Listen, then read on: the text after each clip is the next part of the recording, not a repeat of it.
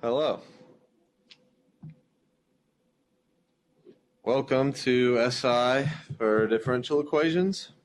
This is week 5, I believe it is. Is that right? Week 5? Week 6? Yes. Thank you. Okay. So today we're just going to have a review session over some various topics. Maybe start by looking at this separable equation we have. Okay. And actually, you know what? We're going to take a little detour real quick. I'll try not to take too long. No one look at my password. I guess you couldn't if you wanted to. Let's see. Where is that email?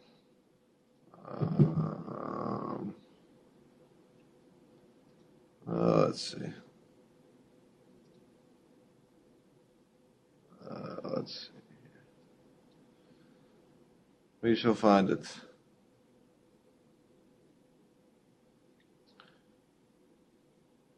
Probably should have had this pulled up prior. I apologize. Here it is. We did it. Now let's look at a slope field for this differential equation. So I believe it was 2yx plus yx squared. Okay. I just want to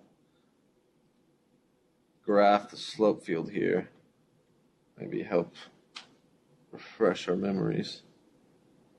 2yx plus yx squared.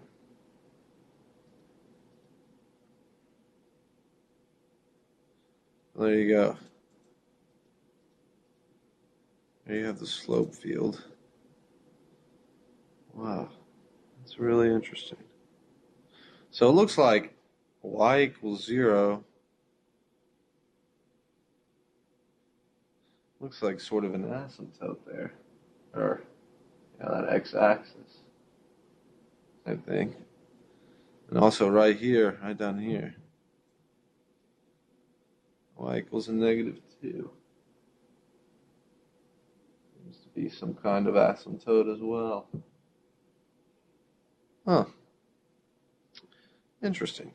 Let's solve it. Let's see what we get here. On this right side, factor out a y. And then divide by it. And get that. I multiply my dx across. I have something like that. Okay. Now, integrate, anti-differentiate, I should say. And we're left with something like this.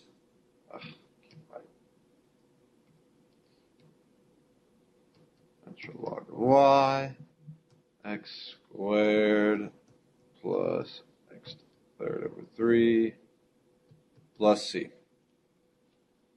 Constant of integration. Okay, so now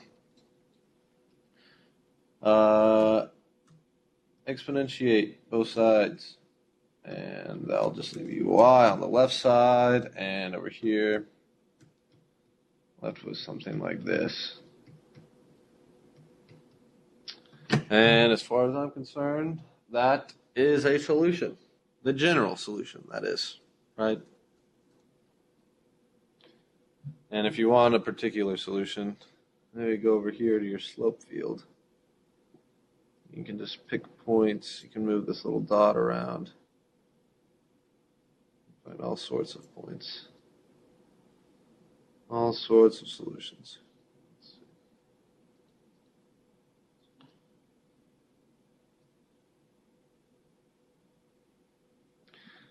Anyways.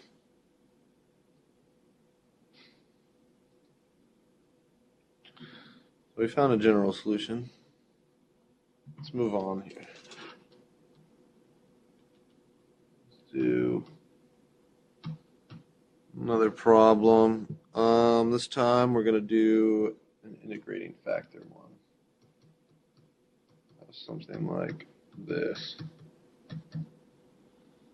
And right here, that's our p of x. So when we go to our integrating factor, e to the integral of 3 dx, which comes out to just be e to 3x. So that's precisely what you multiply by on both sides. It'll look something like this.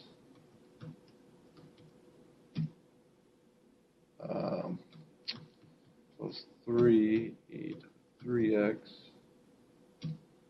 y equals e to the x and then an e to the 3x. Okay? So, after you multiply by your integrating factor, you should always see something that looks like a product rule, right? And that is precisely the derivative with respect to x of e to the 3x times y, right? And over here, you're just left with e to the 4x. Now, we anti-differentiate with respect to x. This left-hand side simply becomes e to 3x times y. And over here, leave. You're left with a fourth e to the 4x plus c, right? Yeah, that's right. Okay, now, what's left is multiply by e to the negative 3x. I'll use a different color. I don't want you to be confused. It's not the integrating factor. So, e to the negative 3x on both sides here. And now you just have y equals 1/4 e to the x plus c e to the negative 3x. Right?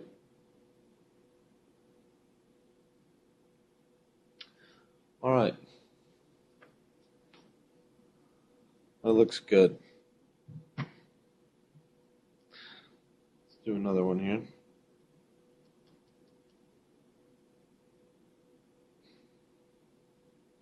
We're doing good on time.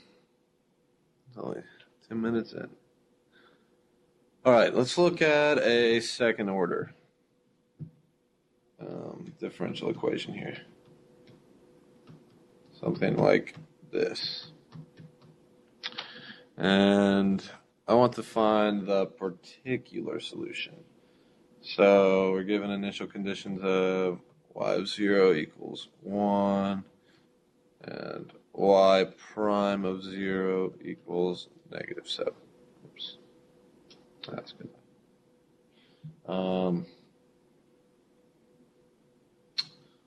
Okay. So the way you do second order differential equations is you want to sort of substitute in some function for y. And traditionally, I believe you use y equals e to the rx. You just take its derivative. And factor. That too. We'll get to that. You're exactly right.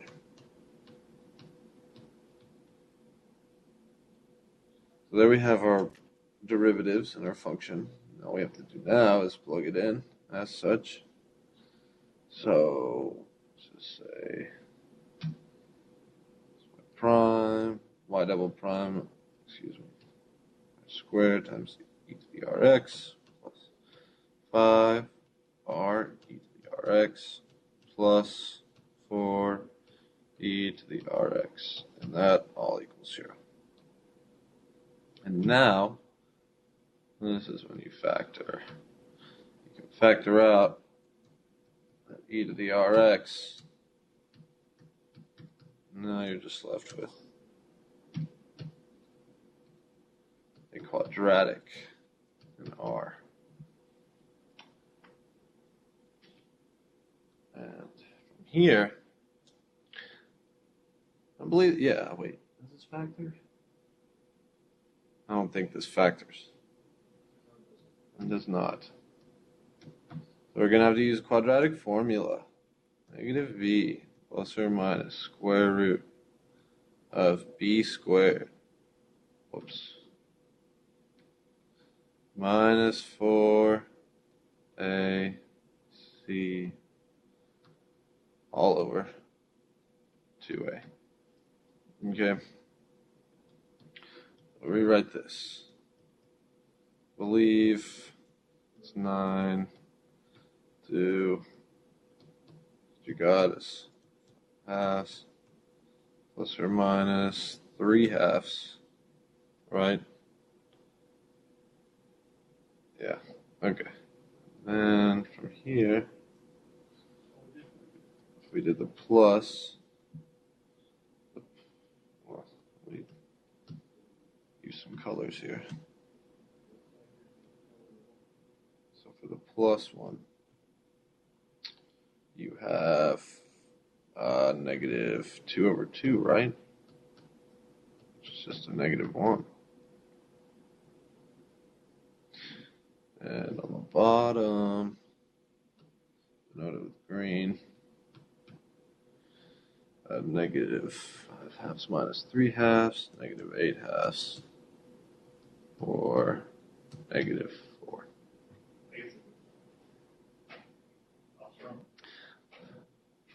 Oh well, it might have been able to have been factored, but either way, if you use the quadratic formula, I can't talk. You'll always arrive at the same roots. So either way, so we have our two roots now. R equals negative 1 and R equals negative 4, and they're real roots. So we know the general solution for y is something along the lines of this. Negative x. Negative 4x. Right? Those two roots we found are exactly the exponents. Multiplying the x, the constants multiplying the x in the exponents. Okay. But we want to find the particular solution, so we're not done. We only found the general solution. We have two given initial conditions, one of which is for y and one of which is for y prime. So let's maybe take this derivative right here. That's going to be a negative c1 e to the negative x. Oops. Minus 4c2 e to the negative 4x. Excuse me. That looks good. I like that. And now, come up here. 0 equals 1, and y prime of 0 equals a negative 7. Yeah. So let's write our two systems, or our two equations, I should say. And we'll get something along the lines of 1 equals 1 plus 2, then a negative 7 equals negative c1 minus 4c2. Right? And we have two equations and two unknowns, so the system can be solved. So let's just look at this one right here. And this implies that C1 is equal to 1 minus C2. So let's plug that in to this equation down here. We get a negative 7 equals negative C2 is 4C2. Negative 7 equals negative 1 plus C2 minus 4C2. So negative 6 minus 3C2. C2, not negative, I'm sorry, is 2. And come back up here, we know had this little equation, but we know C2 is 2, correct? So C1 was defined as 1 minus C2, therefore 1 minus 2, which is exactly equal to negative 1. So we found our two constants, and now all that's left is to plug it back in.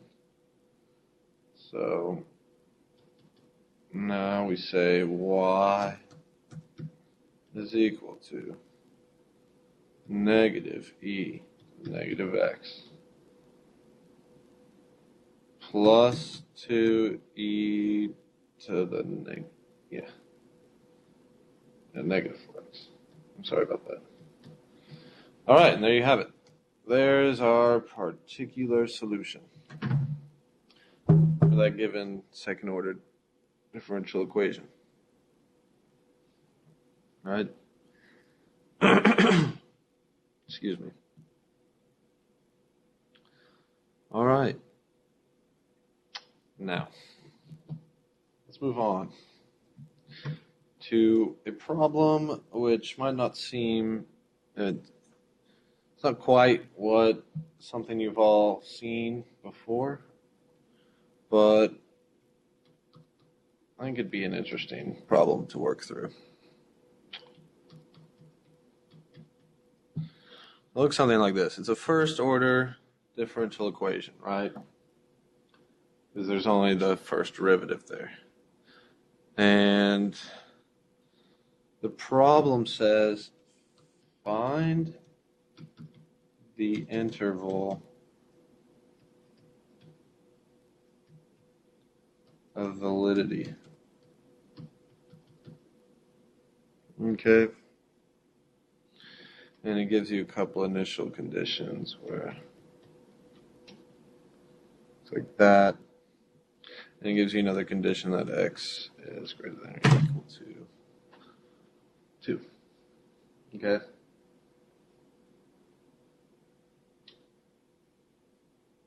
All right. So, first things first, I want to move these two terms right here to my right side. I'm going to be left with something like this. Yeah.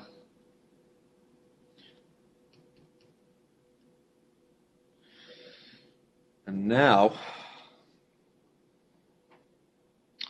I'm going to divide by x. Okay? So, let's see. This. Divide by x, okay? Or multiply by x to the negative 1. Same thing. And over here you have y prime minus x minus y squared over x.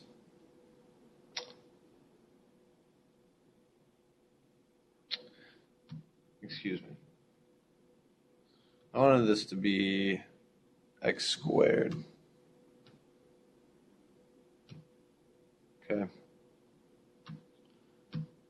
And you'll see why in just a second. So, that's the case. You have something like this. You have an x right there. Okay? Y'all see that? So forget what I said. We're multiplying by x to the -2, or dividing by x squared. And now we have something like this. Y over x times y prime equals -4 minus y squared over x squared. And we have an interesting ratio. If we look at maybe this right here, this is really the same thing as y over x squared. All right. So we're going to do some substitution. Let v equal y over x.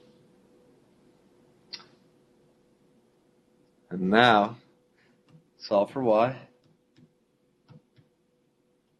Get v times x equals y. But I want to substitute in something for this right here, that y prime, right? So, gotta take its derivative right here with respect to x. And we do that, so you do v times 1 plus x dv dx. Over here, it's dy over dx. Right? Or maybe just erase this and just call it v. It's confusing.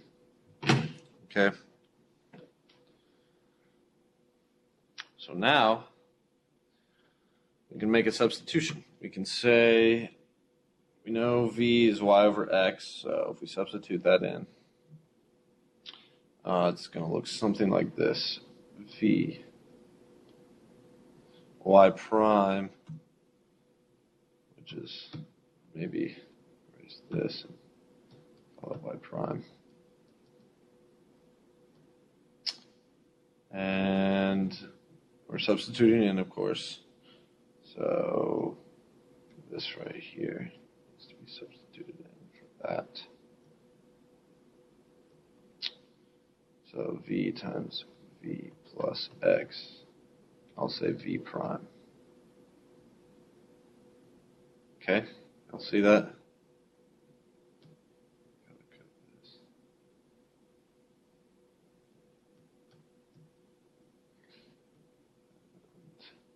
Like that. Okay. And then over here, we have a -4 still, minus our v squared. Okay.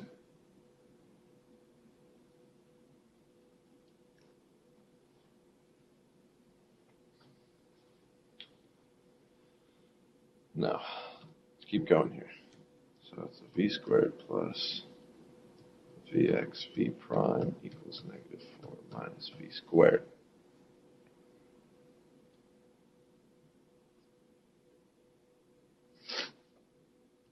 Vx, yeah, v prime equals -4.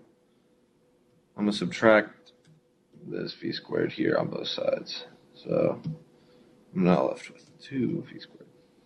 Okay.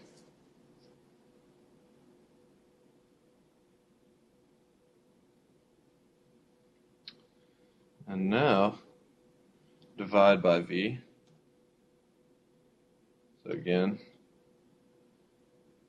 I'm left with this and over v. Okay, it's looking good. Now let's look at this. Maybe change this notation here. I want to change it to this notation. The Leibniz notation, I believe, is what that quotient derivative is called. And still have this over here. Okay.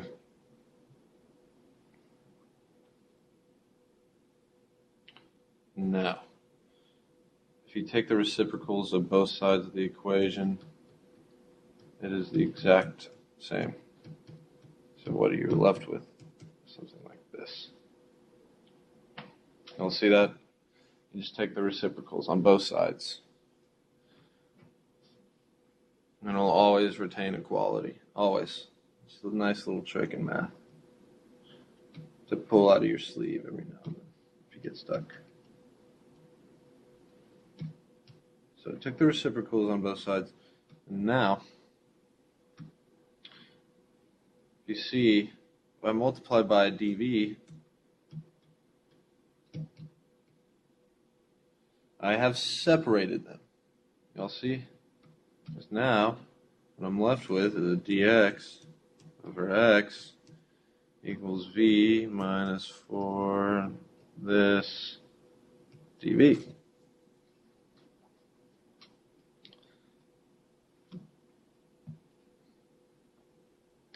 And keep going. We anti-differentiate. Left with log of x over here. This is tricky. I think it's... I have to think on this one. I want to say it's a 4th natural log.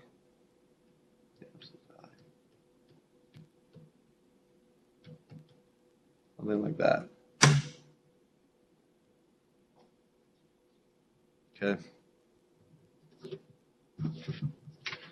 Something along those lines, I believe.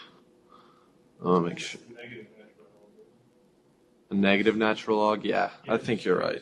Just straight negative natural log. You need to put a 2 up top. Compensate for with the 1/2, then you multiply by -2, so those cancel out. So it's a negative natural log. I think it might just be that. You take that derivative of that log, it's going to be... No, it would be you would have to have a 4th, because if you take this derivative right here, you're going to power this down, it's going to multiply that 4. You're going to get a -4. -4. Exactly, that's why you have to multiply by that 4th, so you retain the same thing.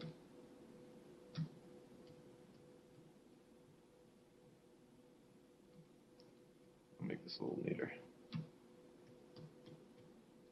Okay. Now, let's maybe round our exponents here.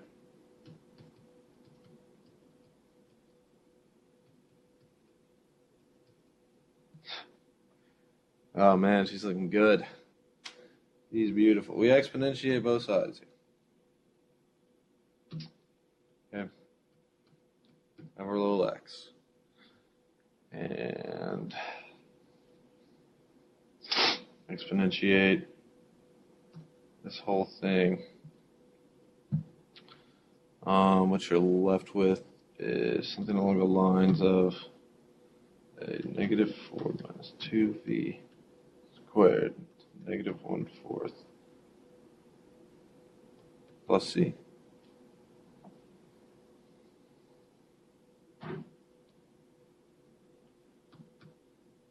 In other words,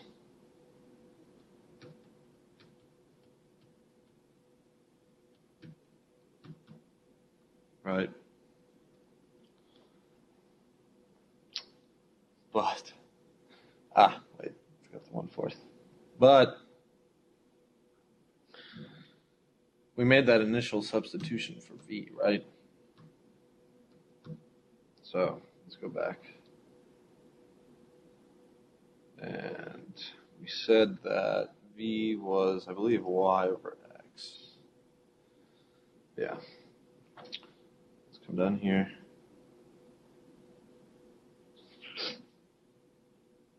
X.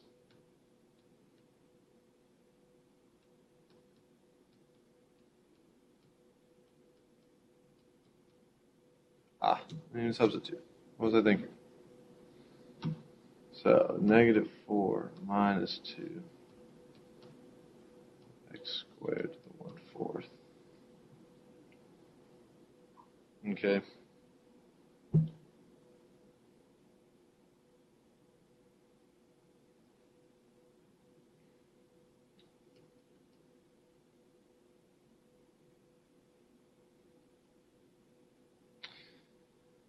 And now, maybe 2 seconds.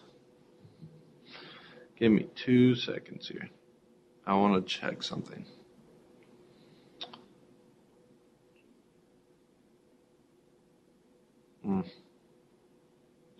I see. Really, this should be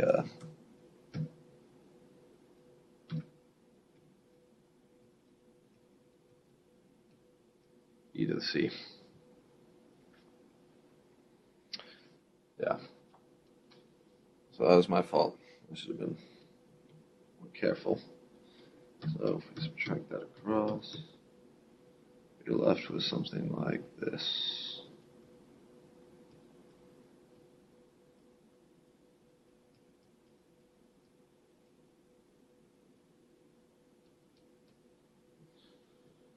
And now,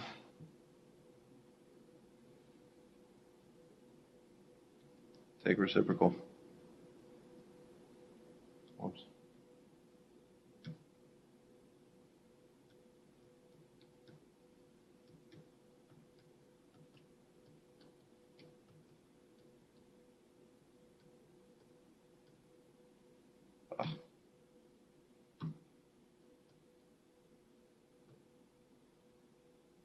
Okay.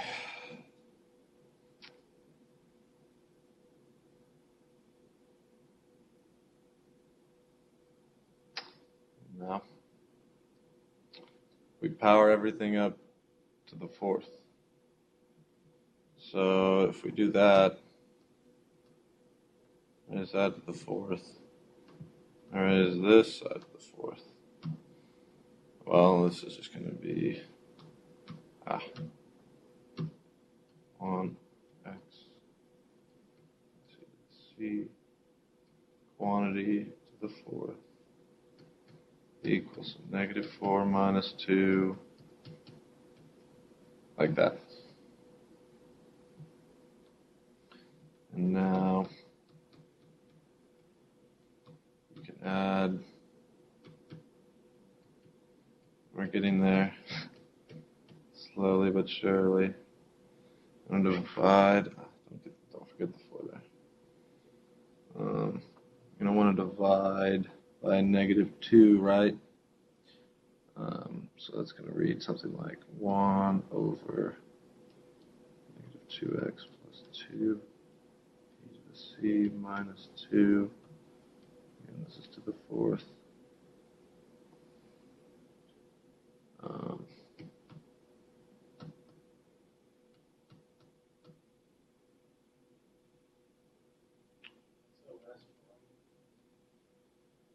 I'm sorry, what?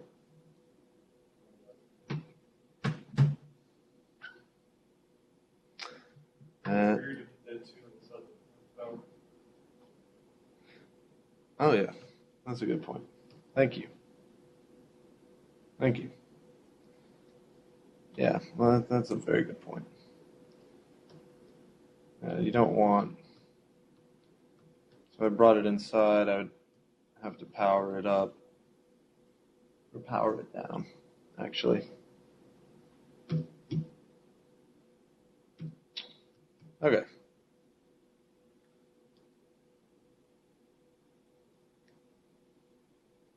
Maybe 1/2 multiplied.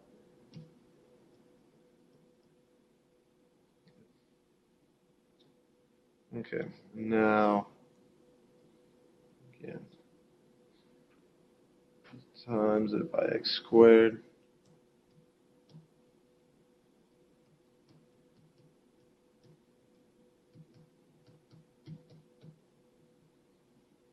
And now, y is equal to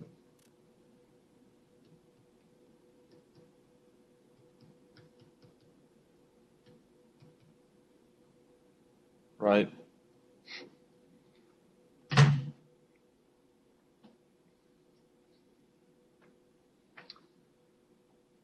Ah, yes. How lovely. Let's go back. I believe we had an initial condition, right? Y of 2 equals -7. Okay. Let's see if our solution checks out. It might not even. Who knows? So,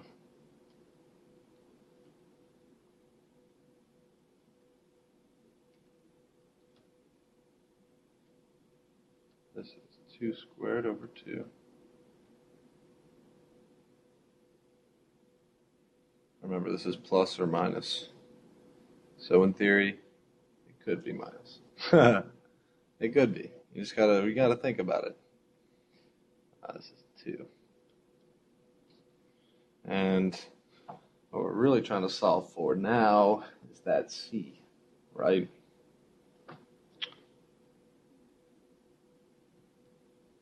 Okay. So, working under the radical. Hopefully we get rid of that negative exponent somehow. That's a 2. Let's see. 2.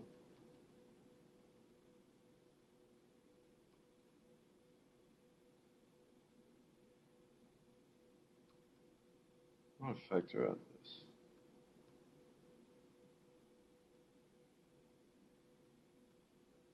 Maybe that wasn't such a good idea. That didn't really get me anywhere, did it?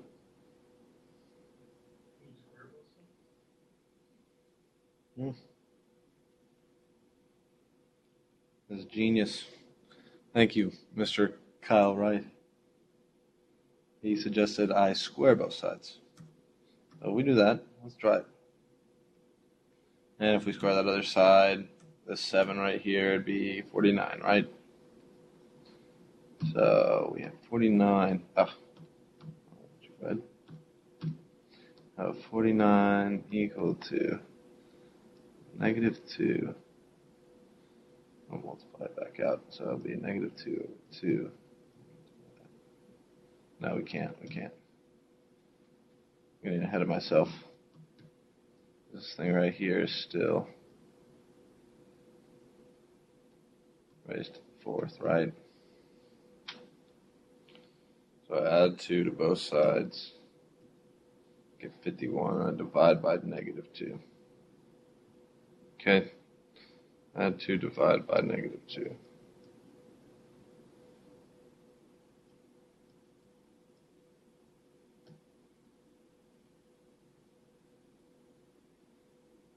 Now,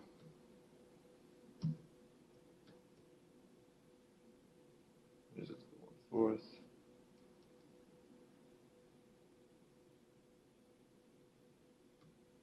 This is the 1/4.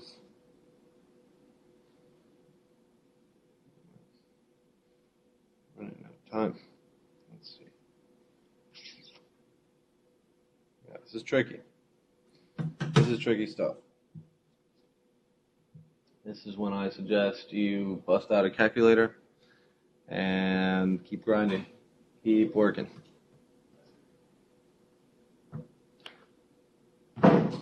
As of today, that's all I have in store. It was a good session. Thank you all. Tune in next week for more material. Thank you all again, and bye-bye.